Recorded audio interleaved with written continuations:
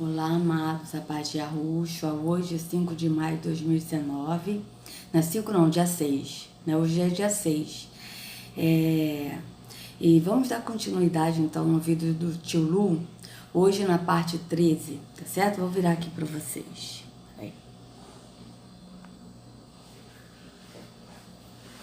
Peraí.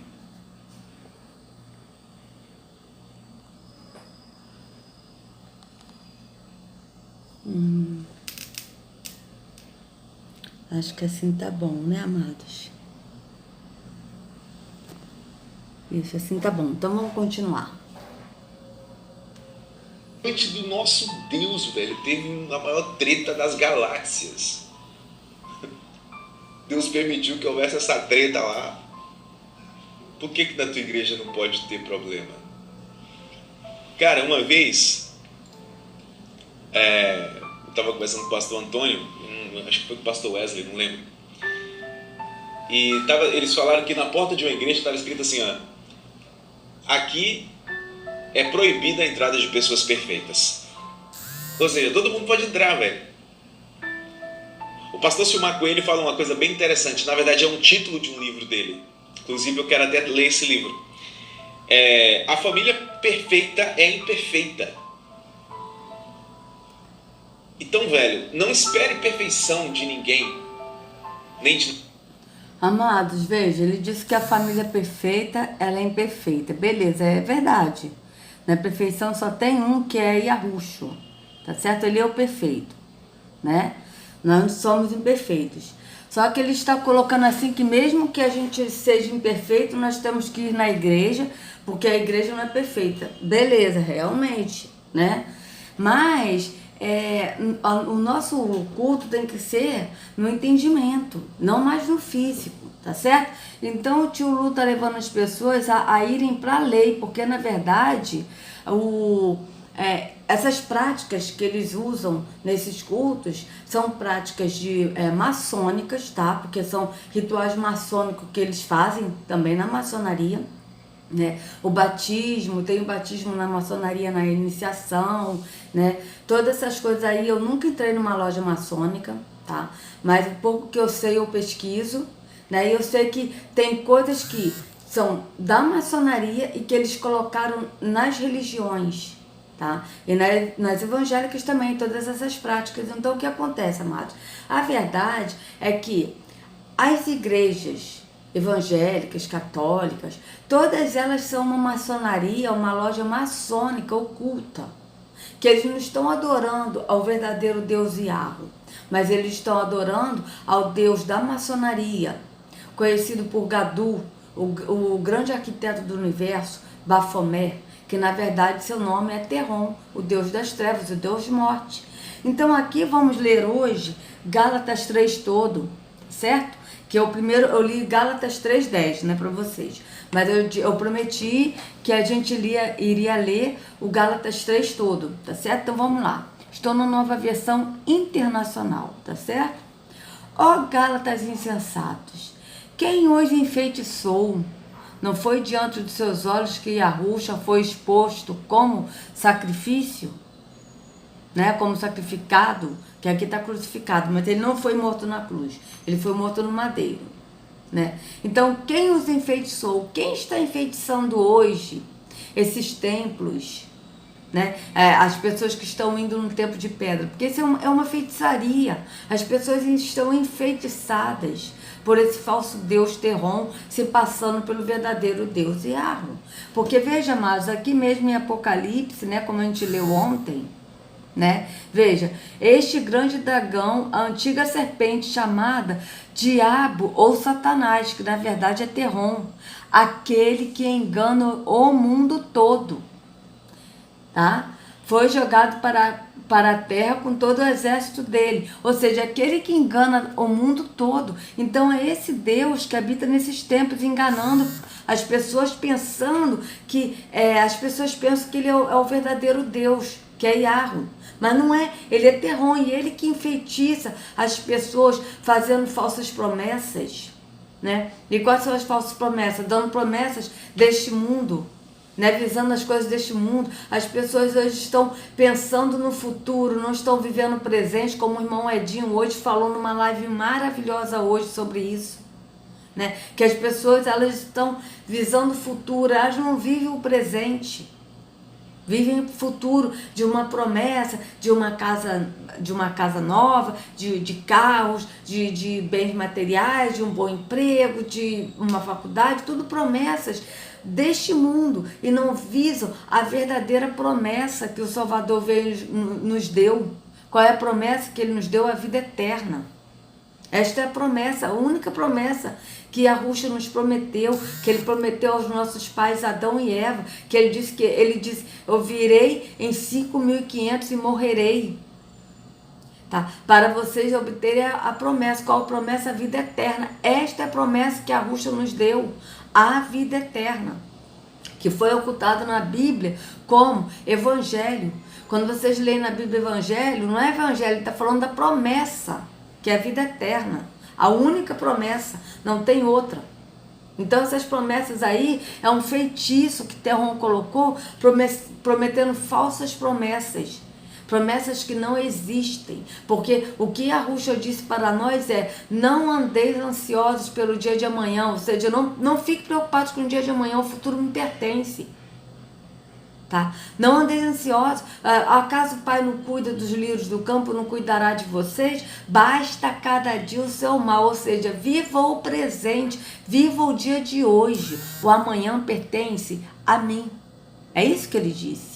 O amanhã me pertence, deixa amanhã comigo. O que vocês têm que visar é hoje. Viva o hoje, anunciando a promessa, que a promessa a mim pertence. Eu darei a vocês, aqueles que forem fiéis, aqueles que perseverarem, receberá a promessa, que é a vida eterna. Então, esse Deus aqui, ó, que está enganando, que engana todo mundo, estando nos tempos de pedra, nas religiões, se passando por Yahweh, mas que na verdade é Terron. Ele que enfeitiça, né? Quem o enfeitiçou não foi diante dos seus olhos que Yahushua foi exposto como sacrificado? Gostaria de saber apenas uma coisa: foi pela prática da lei que vocês receberam o Espírito, ou pela fé naquilo que ouviram? Ou seja, foi pela prática da lei, de você ir num templo físico para praticar todas as práticas da lei? Porque no templo físico, amados, vocês irem a um templo, vocês estão praticando a lei e não a benevolência de Yahushua, que Yahushua nos deu, que é conhecido aqui pelos evangelhos por graça, mas que na verdade é benevolência. Tá certo? Ou pela fé naquilo que ouviram. Naquilo que ouviram o quê? Na promessa de Yahushua, que Yahushua viria, e ele veio, que ele morreria, e ele morreu, e ele ressuscitou por nós, e ele nos resgatou do império das trevas, ou seja, do engano da religião, e nos transportou para o reino da sua luz, porque o Yahweh é luz e nele não há treva nenhuma, e que aquele que está nele receberá a promessa. Ou seja, já tem a promessa, já recebeu a promessa, já vive na promessa, que é a vida eterna. Verso 3. Será que vocês são tão insensatos que, tendo começado pelo Espírito, querem agora se aperfeiçoar pelo esforço próprio? Ou seja, vocês estão no Espírito, começaram pelo Espírito, pelo entendimento, agora vocês querem se aperfeiçoar pelo esforço próprio? Qual esforço próprio? De vocês se sacrificarem de novo, fazer aquele ritual todo da lei, é isso que ele está falando. Tá certo? Então é você se sacrificar, ou seja, o sacrifício de Yahushua não foi perfeito, único, como está escrito em Hebreus? Em Hebreus diz que o sacrifício de Yahushua foi único, ele foi perfeito, foi uma vez para sempre, acabou. Então não há uma necessidade de a gente fazer esforço próprio para a gente conseguir a promessa. Não, pela fé em Yahushua nós obtemos a promessa, não é por esforço próprio. Verso 4. Será que foi inútil sofrerem tantas coisas? Se é que foi inútil, aquele que lhes dá o seu Espírito e opera milagre entre vocês, realiza essas coisas pela prática da lei ou pela fé com a qual receberam a palavra? Ou seja, pela prática da lei de você fazer tudo no físico, na religião, ou é pela prática da palavra de Yahushua, que Yahushua nos deu, porque ele é a palavra? Considere um exemplo de Abraão. Ele creu em Yahvé, e isso lhe foi acreditado como justiça. Estejam certos, portanto, de que os que são da fé, estes é que são filhos de Abraão. Prevendo a Escritura que Yahvé justificaria pela fé os gentios, anunciou primeiro as boas novas a Abraão. Por meio de você, todas as nações serão abençoadas. Veja, essa foi a promessa que ele deu a Abraão. E Abraão recebeu essa promessa, a promessa de que da vida eterna, e todas, né, todos serão justificados. Veja, prevendo a Escritura que Yahvé justificaria pela fé os gentios, anunciou primeiro as boas novas a Abraão. Tá certo? Por meio de você, todas as nações serão abençoadas. Por meio de Abraão. Por quê? Porque Abraão creu na promessa, que é a vida eterna. Assim, os que são da fé são abençoados juntamente com Abraão, homem de fé. Já os que são pela prática da lei estão debaixo de maldição, pois está escrito: maldito todo aquele que não persiste em praticar todas as coisas escritas no livro da lei. Veja, amados, isso é muito sério. Porque aqueles que estão indo numa religião, num templo físico, estão praticando práticas da lei, atos da lei. Então estão praticando dízimo, que é da lei, ceia, que é da lei, e que na verdade não é essa ceia aí, pão e vinho, que era a ceia judaica, que era a ceia da lei. A ceia da lei era a Páscoa, que é o cordeiro que era morto, e o povo comia o cordeiro, ervas amargas, pães, tá certo? Vinho, fazia tudo parte da ceia. Não é essa ceia de hoje, pão e vinho. Essa ceia não existe. É uma invenção, é uma ceia mitraica. Não tem nada a ver com o nosso Salvador. Então aqui está dizendo, já os que são pela prática da lei estão debaixo de maldição, pois está escrito: maldito todo aquele que não persiste em praticar todas as coisas escritas do livro da lei. E foi para isso que Yahushua nos libertou da prática da lei, amado, do jugo da religião. Foi para isso que Yahushua nos chamou, para a liberdade nele. Não voltemos ao jugo da religião, da escravidão. Ao jugo da escravidão é ao jugo da religião. Tá? Então é isso aqui, ó. Verso 11. É evidente que diante de Yahvé ninguém é justificado pela lei, pois o justo viverá pela fé. O justo viverá pela fé. O que é a fé, amados? A fé é viver o presente no entendimento do Espírito, é você andar no entendimento, é você ser o templo e não ir a templo. É você crer que Yahushua é o pastor e não ir a um líder religioso físico. É você crer que Yahushua é o pão vivo que desceu do céu, ele é o vinho, tá? Então você não toma essa ceia física, é tudo no entendimento, ou seja, o justo viverá pela fé, no entendimento do Espírito. A lei não é baseada na fé, pelo contrário, quem praticar estas coisas, por elas viverá. Ou seja, quem praticar a lei, por ela viverá. Quem praticar atos religiosos, por ela viverá, e não na fé de Yahushua. E Yahushua, ele nos chamou à liberdade. Ele nos libertou dessas práticas. E Yahushua nos redimiu da maldição da lei, quando se tornou maldição em nosso lugar, pois está escrito: maldito todo aquele que for pendurado num madeiro. Veja, Yahushua, ele se tornou maldição em nosso lugar, para que nós hoje não pratiquemos essas práticas da lei, do físico, da religião, mas que nós andemos nele, no entendimento de Yahushua, no Espírito, tá certo? Isso para que em Yahushua a bênção de Abraão chegasse também aos gentios, para que recebêssemos a promessa do Espírito mediante a fé. Qual é a promessa do Espírito mediante a fé? É a vida eterna. Essa é a promessa, amados. E Yahushua mesmo disse em João 10, a promessa é a vida eterna. Em João também está escrito na carta de João, o apóstolo João também falando a mesma coisa. A promessa é a vida eterna. A promessa é esta, a vida eterna. Tá certo? Então, para que recebêssemos a promessa do Espírito mediante a fé. Mediante o quê? A fé nessa promessa, ou seja, no presente. Vivemos o presente anunciando a promessa para outros. A promessa é a vida eterna. no Espírito, mas só tem a promessa aquele que anda no Espírito, aquele que está no Espírito e na verdade em Yahushua, que anda no pastor que é Yahushua, que anda no caminho que é Yahushua, porque ele é o único caminho, ele é a porta estreita, larga é a porta da perdição, que é a religião, certo? Então aqui, verso 15, irmãos, humanamente falando, ninguém pode anular um testamento depois de ratificado, nem acrescentar-lhe algo. Assim também, as promessas foram feitas a Abraão e ao seu descendente. A Escritura não diz, e aos seus descendentes, como se falando de muitos, mas ao seu descendente, dando a entender que se trata de um só, isto é, Yahushua.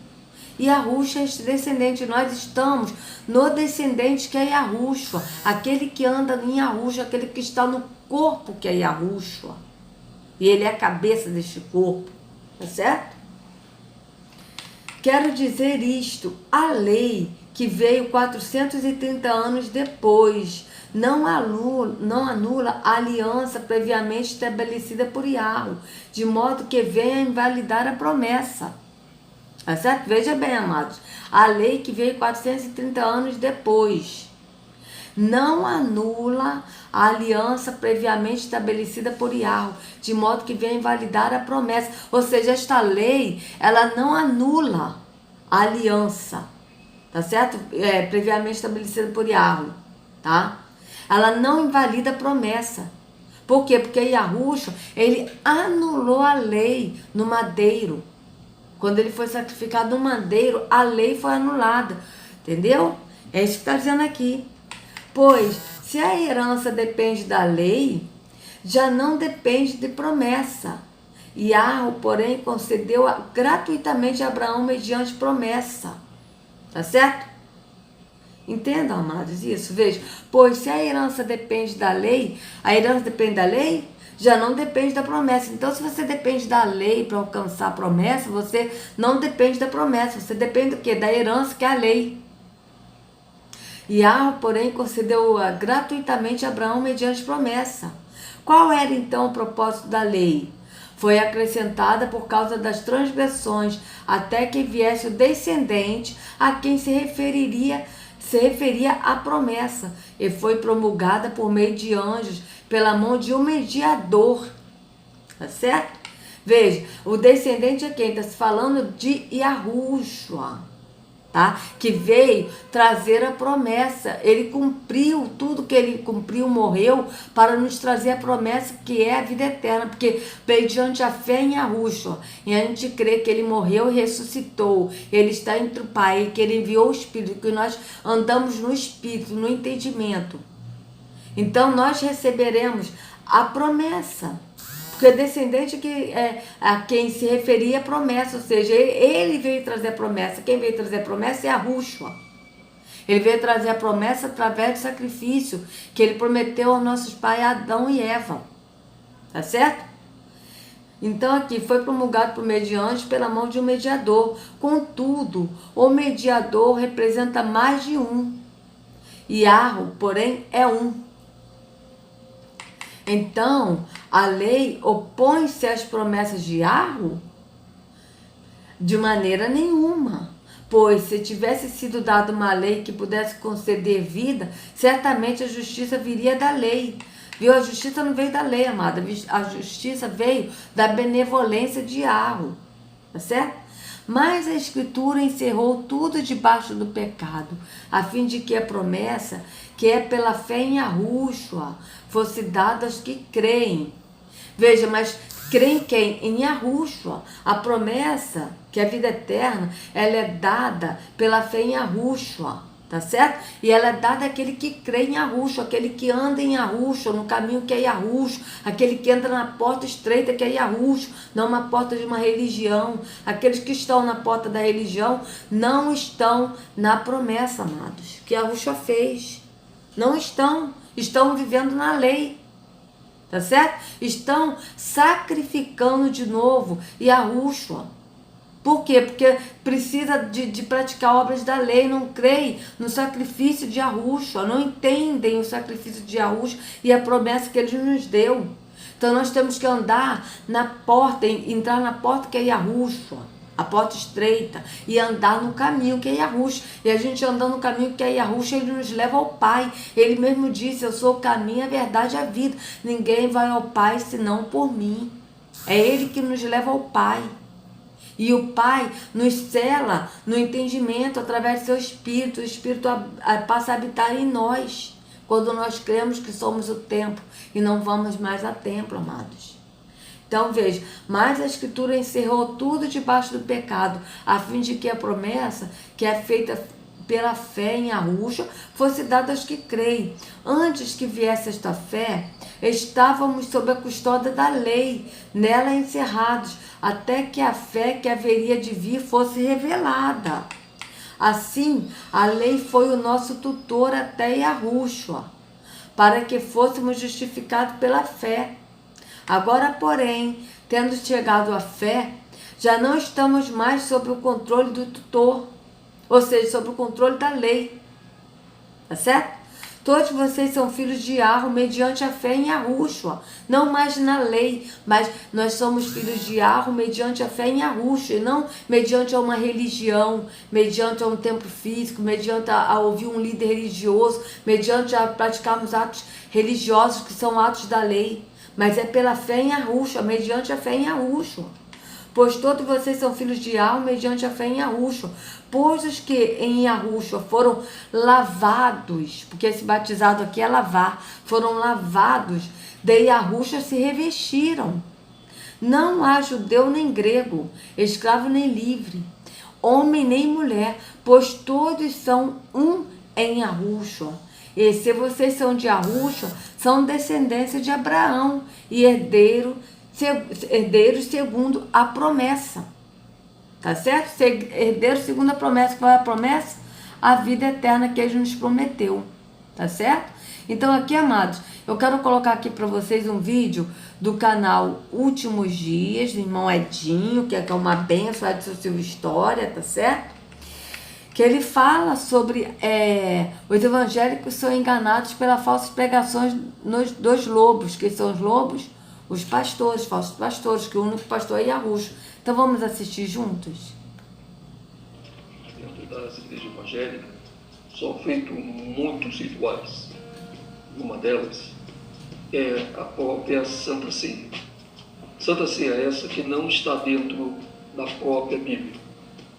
Eles pegam apenas os nomes que existem na Bíblia, como por exemplo, dízimo, Santa Ceia, batismo, evangelismo, obra de Deus, e fazem dessas palavras um pouco parecida com o que está dentro da Escritura, porém não é o que diz o manuscrito da língua portuguesa. Se você parar um pouco e analisar e abrir a sua Escritura e começar a ler de Gênesis, Apocalipse, poderá reparar que todas essas pregações e cultos que nós assistimos, ou pelo menos alguns assistiam, dentro desse sistema, são, na verdade, grandes programações mentais para manter as pessoas bem longe da realidade do que a própria Escritura diz. Palavras como dízimo, por exemplo, você nunca encontrará na sua Bíblia manual a palavra dízimo se relacionado a dinheiro, porque dinheiro e dízimo não se combinam. Inclusive, temos até uma passagem na Escritura que fala que se o dízimo for dinheiro, se o dízimo for pesado, vai e venda-o e pega o dinheiro e compra tudo aquilo que desejar a sua alma. Essa passagem, nenhum líder que se diz pastor no sistema religioso, ele vai te dizer, até porque eles não são pastores, que pastor só existe um, Yahushua, aquele que nós aprendemos a chamar de Jesus. E esse mesmo Yahushua, ele diz, eu sou o bom pastor, porque o bom pastor, ele dá a vida pelas ovelhas. Tá certo, amados? Então, eu vou colocar esse vídeo no link da descrição, tá? Deixa eu só, peraí. Se eu voltar aqui de novo, que eu vou botar esse vídeo no link da descrição, tá, amados? E eu quero ler aqui com vocês, segundo Pedro 2, eu já li ele todo com vocês, né? Mas vou ler só os 3 primeiros versículos. E também houve entre o povo falsos profetas, como entre vós haverá também falsos doutores, que introduzirão encobertamente heresias de perdição e negarão o Senhor que os resgatou, trazendo sobre si mesmo repentina perdição. E muitos seguirão as suas dissoluções, pelos quais será blasfemado o caminho da verdade, e por avareza farão de vós negócio com palavras fingidas, sobre as quais já de largo tempo não será tardia a sentença, e a sua perdição não dormita. Tá falando aqui dos falsos profetas. Então, eu vou colocar aqui para vocês aqui um outro vídeo, tá? Esse vídeo aqui, ó, pastores e cantores maçônicos do mundo gospel, tá? Do mundo gospel, né? O canal Mundo Gospel, tá? E esse vídeo fala muita coisa interessante, são 3 minutos, 27 segundos, mas é muito interessante esse vídeo, e eu vou colocar também o link na descrição, então vamos ver? Olha, o vídeo ele tá baixo, tá, amados? Mas o que ele tá falando aqui que tá baixo, dá pra ler, tá? Porque o que ele fala é o que tá dando assim pra escrever.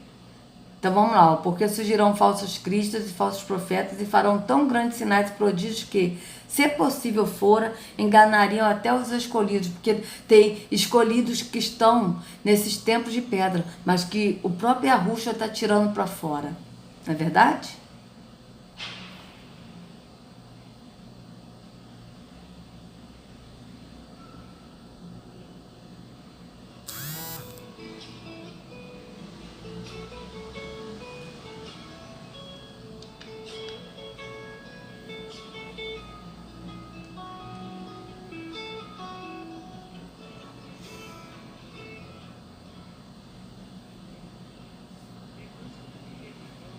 Pastores e cantores evangélicos, entrega a vida, os dons, ministérios ao diabo, fazendo pacto com ele. Esse tipo de prática é também conhecido como uma religião chamada maçonaria.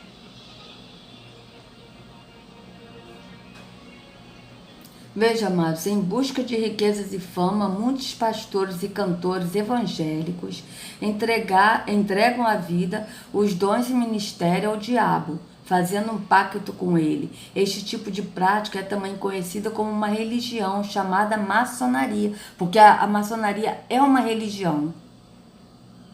Essa religião é identificada por símbolos. Os símbolos mais conhecidos da maçonaria são o triângulo, o olho no centro, conhecido como olho de Lucifer, simboliza o olho de Lucifer.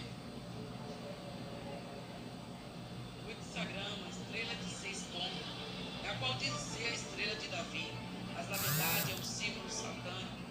O hexagrama é dividido em 2 partes, formado 2 triângulos, uma para cima e outra para baixo. Em outras palavras, assim na terra como no céu. O hexagrama também é usado como símbolo sinistro, porque também se orige o número da besta. Como podemos observar, ele possui 6 pontos, 6 triângulos e 6 lados.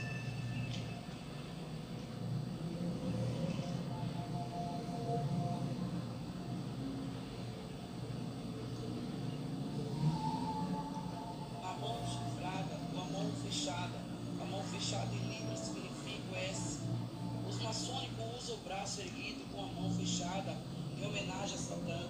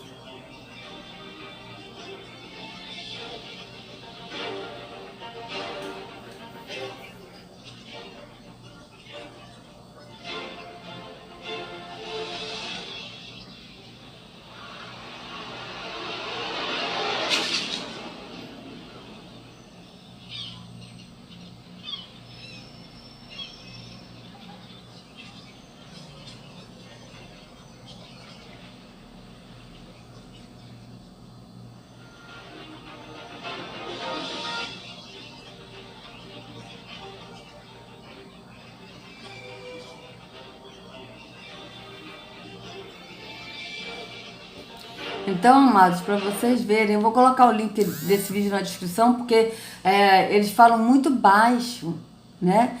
E aí é assim, como fala muito baixo, aí fica complicado, né? Mas eu vou deixar aqui para vocês verem isso não é assim, tipo teoria da conspiração, ou então fofoca, ou então uma mentira, não, isso é verdade, isso é fato. Então, amados, para vocês verem que esses tempos são tempos de trevas, onde o Deus das trevas, como está escrito em 2 Crônicas 6, é Ele que habita eternamente ali, como Salomão, ele fez o templo de Salomão, que foi para os deuses das trevas, Terrom, e ele disse, o Senhor me disse que habitaria nas trevas, para isto eu fiz este templo, para a sua eterna habitação, e é esses templos de pedra que ele habita, que Terrom habita, enganando-se, passando por Ial, mas é Terrom. Então vocês vejam que esses templos não são lugares de luz, mas são lugares de trevas, onde os pastores cantam músicas dizendo que são para Deus, mas na verdade não são. São consagradas a Satanás, Terrom. Isso é muito sério, tá? Isso é muito sério, amados. Então, por isso que a Escritura diz, sai dela, ó povo meu, sai da Babilônia. Olha, eu quero ler com vocês agora 2 versículos do 1 Coríntios 6, 19 ao 20, tá? Então vamos lá. Acaso não sabem que o corpo de vocês é santuário do Espírito de Iarro que habita em vocês, que lhes foi dado por Iarro, e que vocês não são de si mesmos? Vocês foram comprados por alto preço. Qual foi o preço que ele nos comprou? O sangue de Yahushua, que não tem preço, é alto preço, amados. Não tem valor. O que Yahushua fez assim, não tem assim valor no coisa assim, que eu tô falando assim, como a gente avaliar. Não tem preço, não tem como avaliar o que ele fez por cada um de nós, de ter morrido no madeiro, de ter derramado seu sangue precioso por nós, tá certo?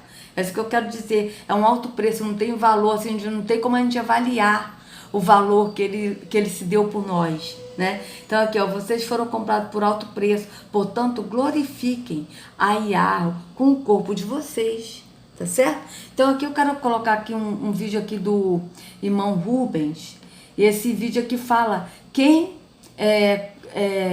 fala sobre João e Pedro e João, tá certo? É a pergunta 4 que ele vai fazer aqui. Deixa eu ver aqui se está no último volume. Vamos lá. Porque Pedro e João foram escorraçados, presos, julgados e praticamente condenados, após pregar no templo e converter quase 5.000 almas. Essa é a nossa 4ª pergunta. E a resposta é a seguinte. Observe, preste muita atenção. Se eu hoje for convidado para pregar na sua igreja, na igreja que você frequenta, e lá eu fizer uma pregação na qual convença 10 pessoas que nunca aceitaram Jesus a se converter à religião evangélica, qual seria a atitude do pastor da sua igreja? Será que no final disso ele me diria: ô irmão Rubens, por favor, não volta mais na minha igreja não, que eu não vou te chamar mais? Ou pelo menos seria: irmão Rubens, quando você quiser voltar para pregar, venha, tá bom? Ou seria ainda, se possível: irmão Rubens, volte a pregar outras vezes aqui na minha igreja, se quiser vir até membro daqui, porque você hoje pregou aqui, 10 pessoas se converteram, então quero ter você sempre aqui comigo. O que você acha que aconteceria se eu fosse na sua igreja hoje e pregasse e apenas 10 pessoas aceitassem Jesus?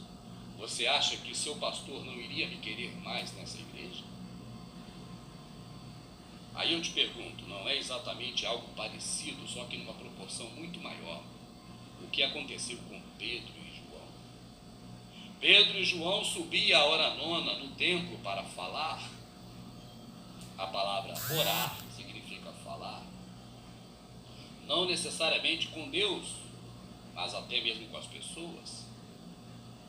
Pedro e João subiam a hora nona no templo para falar. E fizeram isso, eles falaram. E a pregação de Pedro e João converteu quase 5.000 almas. Mas espera aí, tem algo estranho no ar? Ou será que não? Aquelas pessoas todas que estavam no templo não eram convertidas ao Evangelho? Não eram convertidas à religião evangélica? Como pode? Quase 5.000 almas no templo, Pedro e João pregam, e essas quase 5.000 almas se convertem? Para quase 5.000 almas se converterem, quantas haviam no templo? Que templo é esse que cabe tanta gente? A verdade, meu amado, você precisa saber de muitas coisas que não daria para explicar nessa resposta. Mas a imagem que está na sua cabeça de templo não é exatamente a imagem da realidade dos fatos no momento em que Pedro e João subiram naquele local. Porque exatamente no templo, como você imagina, só podiam entrar os levitas. Eles não estavam exatamente no local onde você imagina. Eles estavam em uma área muito maior que o templo, que era a área do pátio externo do templo.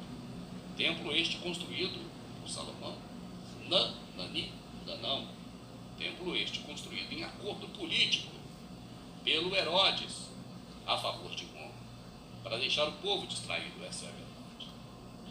Mas não vem ao caso agora. Você ainda precisa saber de muitas coisas. Agora é a resposta da pergunta número 4. Por que Pedro e João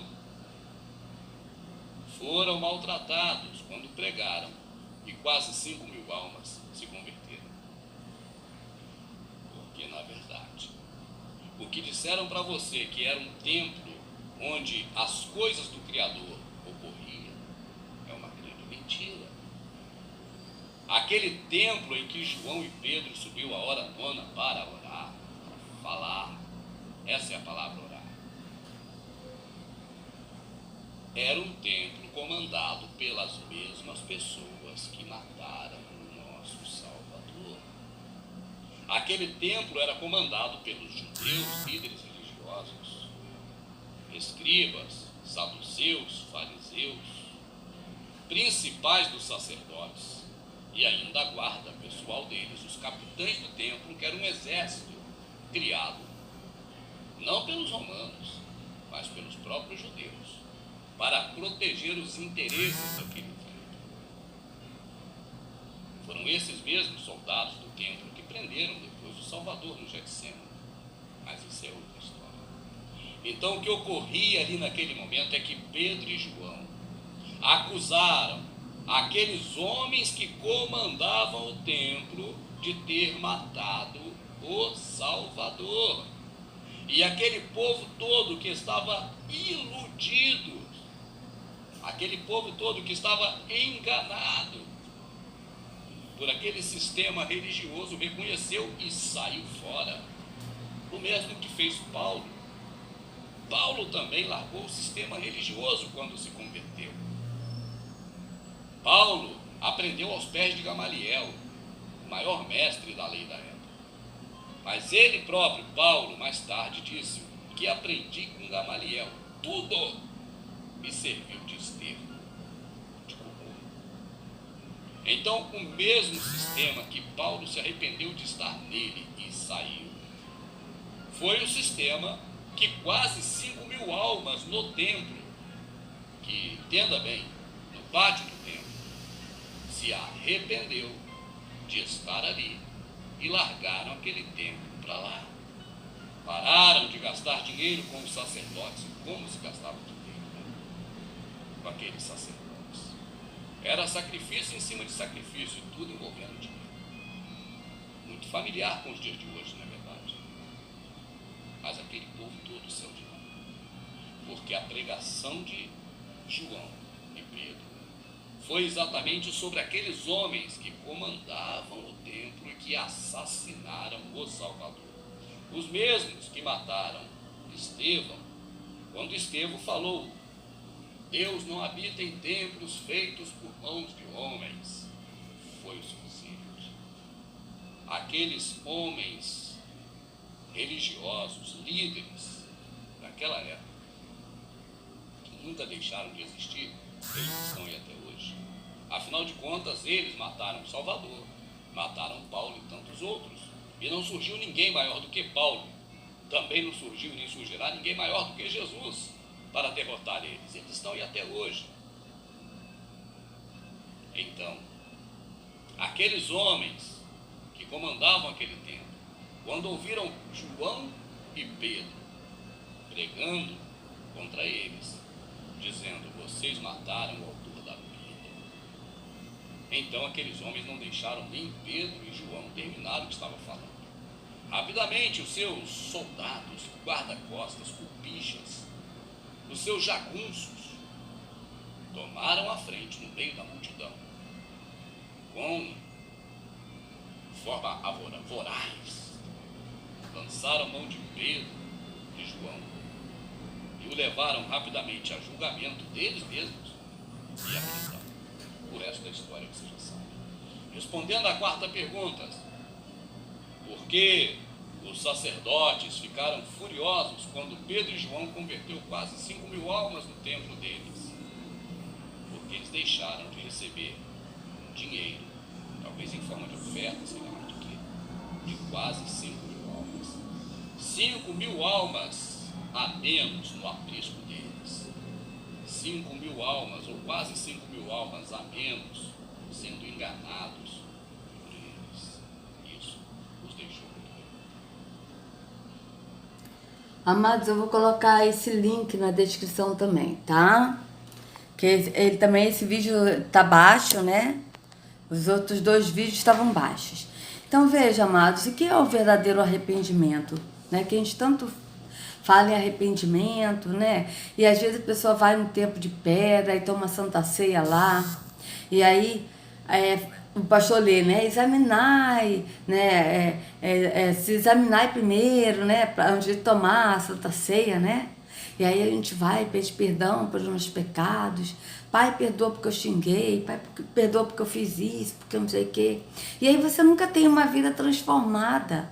Você nunca vive uma novidade de vida, né? Como o apóstolo disse, que nós vivemos em novidade de vida.